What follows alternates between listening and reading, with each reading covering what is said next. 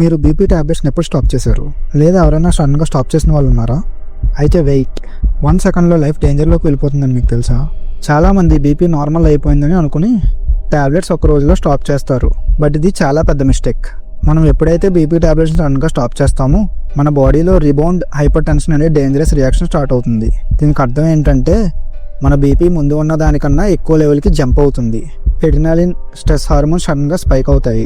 వీటి వల్ల హార్ట్ ఫాస్ట్గా పంప్ చేస్తుంది.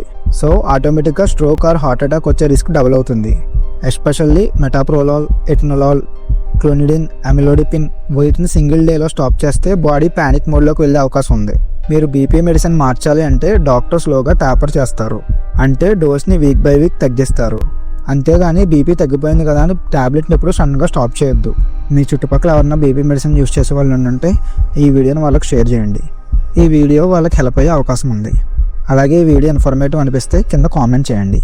ఇంకా ఇలాంటి ఎన్నో హెల్త్ ఫ్యాక్ట్స్ కోసం తెలుసుకోవాలనుకుంటే please subscribe to pharma Telugu boss, simple science in Telugu. Thank you.